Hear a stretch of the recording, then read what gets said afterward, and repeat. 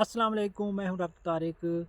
आजकल बरसीम के काश्तकार ये पूछ रहे हैं कि उनकी बरसीम जो है एक तो ग्रोथ नहीं कर रही और दूसरा उसमें ये मसला आ रहा है कि जो उसका तना है जो ज़मीन के साथ अटैच है वो काला होके गल सड़ रहा है, जिससे हमारी बरसीम ख़राब हो रही है। तो आज मैं इसके हल के बारे में बात करूँगा। इसके हल के लिए 2 तरीके हैं। एक तो केमिकल तरीका है, उससे भी आप इसको कंट्रोल कर सकते हैं, और दूसरा बायोलॉजिकल तरीका है।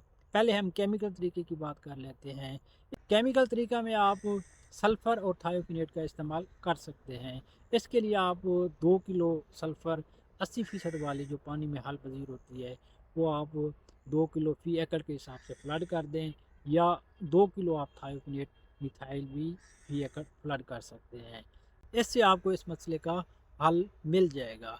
अगर आपने ये इस्तेमाल कर लिया है और आपको रिज़ल्ट नहीं मिले, इसका जो दूसरा कुदरती तरीका है उसमें ट्राइकोडर्मा का इस्तेमाल है।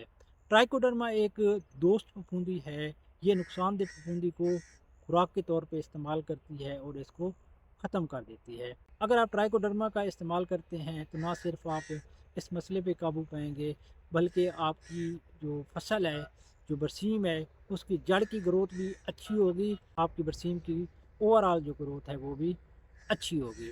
ये हमारे पास ट्राइकोमाइसिन कैप्सूल की शक्ल में भी मौजूद है। अगर आप ट्राइकोमाइसिन इस्तेमाल करते हैं तो आपने 2 डब्बियाँ, हर डब्बी में 60 कैप्सूल होते हैं, आपने 2 डब्बियाँ 1 एकड़ में इस्तेमाल करनी है।